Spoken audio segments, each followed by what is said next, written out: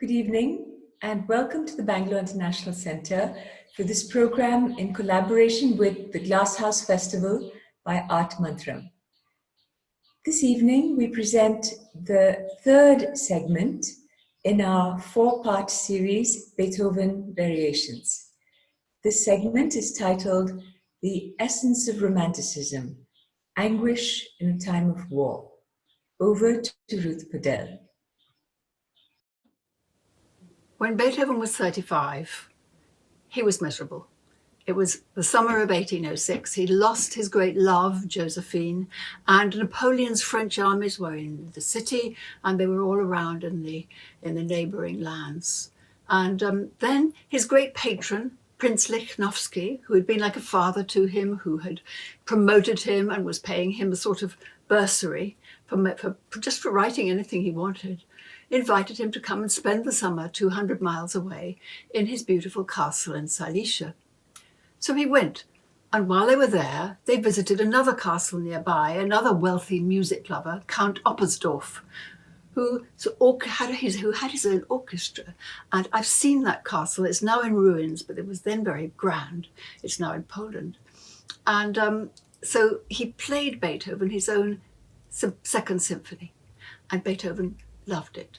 And the Count then commissioned 2 more symphonies from him, which became Beethoven's 4th symphony and then his great 5th symphony.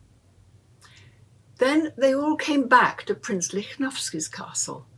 And unluckily, one night, Prince Lichnowsky, to curry favor with the officers of the occupying army, invited a whole bunch of French officers to dinner. And in a lordly way, he ordered Beethoven to play the piano for them. Beethoven was furious. Play like a performing monkey for the officers of the enemy, of the occupying army. He absolutely refused. There was an enormous row, and Count Oppersdorff, who was luckily still there, just prevented Beethoven from hitting Prince Lichnowsky with a chair. He then stormed out, leaving a note which said to the prince, "Prince, what you are by birth. There have been and always will be thousands of princes. What I am by myself. There is only one Beethoven." He then stomped through a thunderstorm, 8 miles, got soaked, and so did the manuscripts with him, the Appassionata Sonata and the Razumovsky quartets. So when I was there at this castle, Prince Lichnowsky's castle, I wrote a poem about that episode. It shows us Beethoven's explosive temperament, but also the explosive and chancy temperament of the times. Stained manuscript. A daylight moon, watermarked with grey dapple. I stare at the facade of the castle where Beethoven will shatter a long relationship with the prince who was like a father to him. Tall trees above a river, berries ripen in the wilderness. Indoors, gilt ceilings glitter. Privilege, he hates all that. His opera has failed, he's lost his love, and deafer, always deafer. He will not play at dinner for the enemy. I see him lift a chair to strike his host, stamp away in a thunderstorm through black salt of an October night down this same gravel drive. This is where it happened. 8 miles in shaking forest, lame lightning, lashing rain. He catches fever, shivers till the morning coach. His bag, his manuscripts are soaked. Sometimes in catastrophe, you have to slam the door and save what you've made as best you can. He shows his friends the music, water stains, like scars on a country terrorized by war. So we have to thank Count Oppersdorff for 2 things. One was stopping Beethoven going to prison for hitting a prince with a chair, and the other, of course, is for the great 5th Symphony, which was soon hailed as the essence of Romanticism, his great masterpiece. Here is the pianist Karl Lutchmayer to introduce Beethoven's Fifth Symphony. Thanks, Ruth. But I would probably say that of all the music ever written by mankind, the Fifth Symphony of Beethoven is the one that literally needs no introduction. That opening motive. Just 4 notes, a rhythm, 2 different pitches, immediately recognisable by so much of humanity. We know that this is an arresting moment and we're going into a symphony that is so intense, so ultimately regal, an incredible human experience. If you're hearing it for the first time, that opening motive seems to repeat a lot. And people do say, well, is it not repetitive? Well, actually, it seems to me that motive is not the music. It's just the building block. It's the DNA, if you like. Maybe liken it to a house brick. And one house brick on its own is then put on another and another and another and builds a house, or in Beethoven's case, a cathedral. But what is truly amazing by this period in Beethoven's life is the control he has over that material. One too many repetition and it would be boring. One too few, we wouldn't have enough to say. His control and ability to use such a small moment of music and turn it into such a grand cathedral on an enormous scale is something quite other, and begins to inspire all of the Romantic generation who are going to expand the symphony and expand even the way we think about lengths and time periods in music into something vast, until we get to someone like Mahler or indeed Schoenberg with their really epic spans of music, again built on very, very small amounts of musical DNA. So this is an extraordinary moment in the history of Western music. And so now it's my great pleasure to invite Ambassador Nirupama Rao, who is also, as you possibly know, a poet and former Foreign Secretary, to introduce us to this new orchestra, the South Asian Symphony Orchestra. Nirupama, lovely to see you again. Thanks so much for joining us. Could you tell us what spawned you to create this orchestra? Lovely to see you, Karl, and I hope you're doing well, despite all the trials and tribulations that humankind collectively faces today. Well, the whole project of the South Asian Symphony Orchestra was begun about 2 years ago. We wanted to create an orchestra of young musicians from the 8 countries of South Asia. I won't go into naming all the countries, you just have to look it up. And we also included members of the South Asian diaspora, of which you're a very eminent member, as we all know. And so it was basically a dream, a vision of mine that we should cultivate habits of cooperation among the countries of the region, because we have so many divisions that keep us apart. And this was an attempt, you may call it howling at the moon in a way, but we wanted to do something that would defy the conventional and would go against, what everybody thinks about South Asia, that it's not integrated sufficiently. It's not going to be integrated just because we have an orchestra, but at least the orchestra offers an idea of what happens when, at the human level, we all begin to talk to each other and learn to listen to each other better and understand that there can be no hierarchies that really divide us, that we share a common geographic and civilizational space. That's okay. So in that case, why did you choose the Beethoven Fifth Symphony to celebrate this orchestra with? Well, we were celebrating ideas of freedom to coincide with the 150th birth anniversary of Mahatma Gandhi. And I decided to focus on both these very epic figures of history, Gandhi and Beethoven. And, there was a connection between Gandhi and Beethoven, as, strange as it may seem to many people, because Gandhi had actually listened to Beethoven at the residence of Romain Rolland in Switzerland in 1931 on his way back from the Round Table Conference in London. So I felt there was that connection, and Beethoven in many ways was also he sounded the clarion call, I believe, of liberty, equality, and fraternity, just as the French Revolution had done it. And in many ways, he nailed his colors to the mast of the French Revolution, in a sense.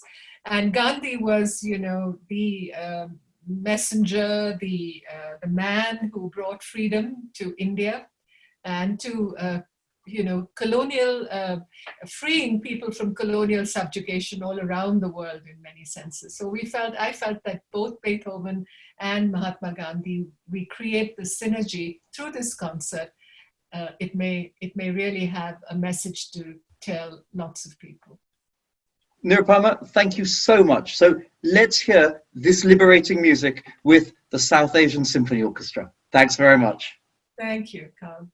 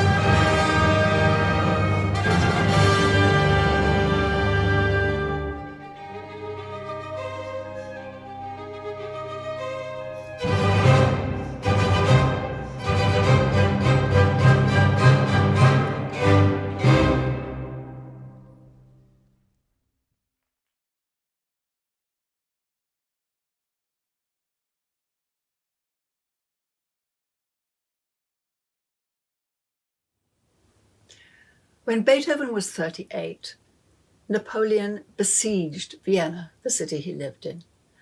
There was a terrible siege. There were cannonballs all over the city, and then there was a bloody battle outside it. And then the French troops occupied the city. And when they left, everyone was much poorer, including Beethoven. But he bounced back, and next year he fell in love with a beautiful, rich girl of 18. Her father was a merchant. She was called Thérèse Malfatti, and he was very excited. He was sure she returned his love. He wrote to Bonn for his birth certificate, intending to propose. He was delighted when the little family dog followed him home and asked for scraps. And he wrote her a piano piece easy enough for her to play, and went off to a party at the family house, intending apparently to propose to her and give her this piece. But he drank too much to do either.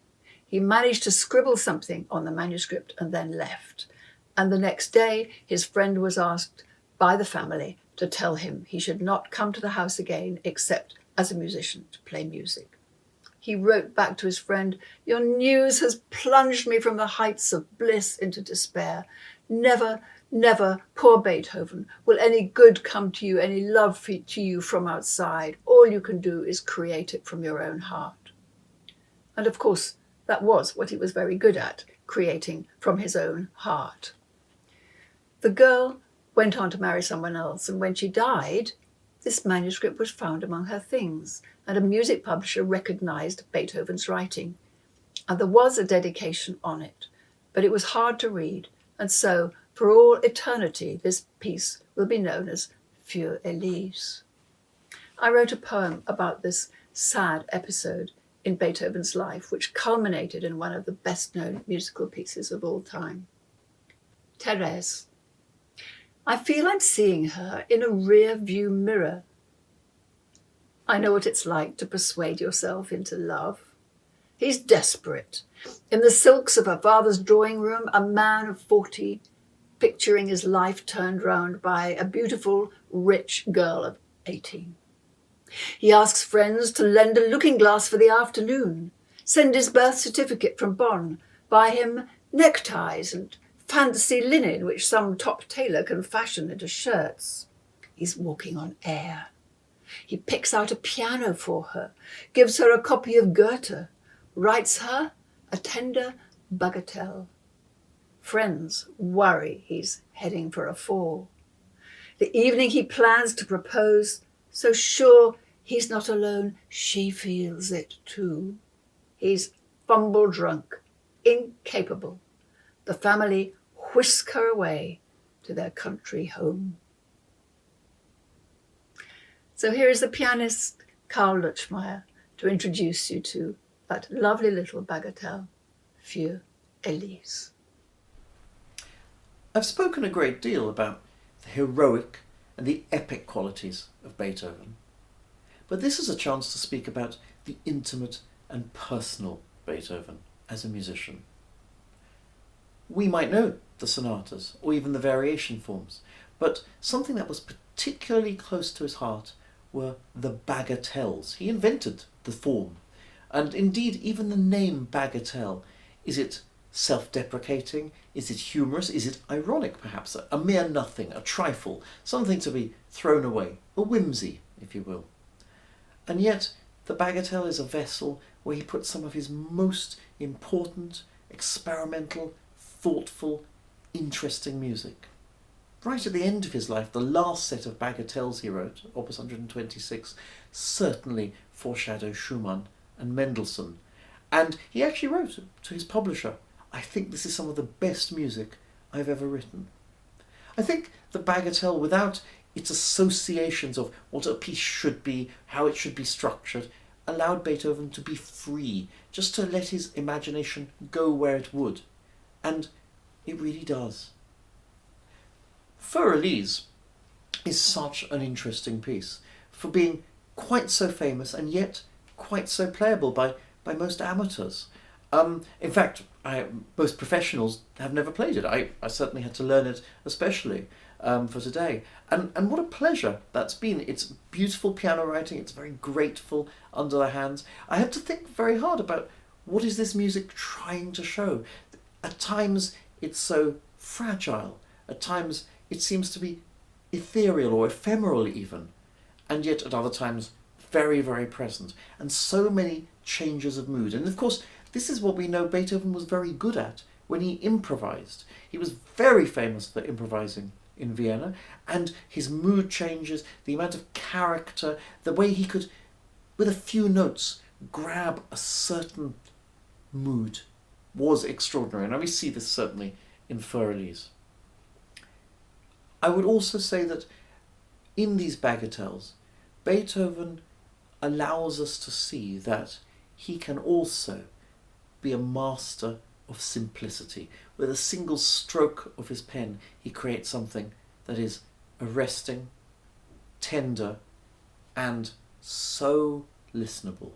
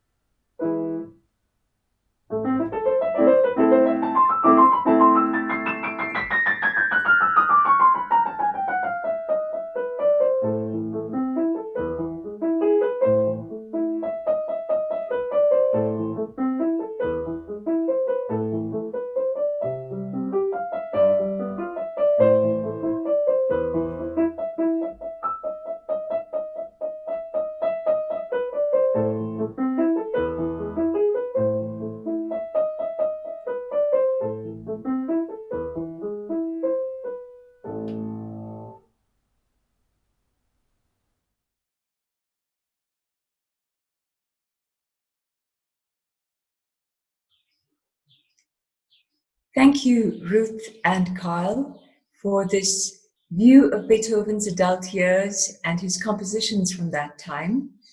Thanks also to Ambassador Nirupama Rao and the South Asian Symphony Orchestra. And thank you all for watching.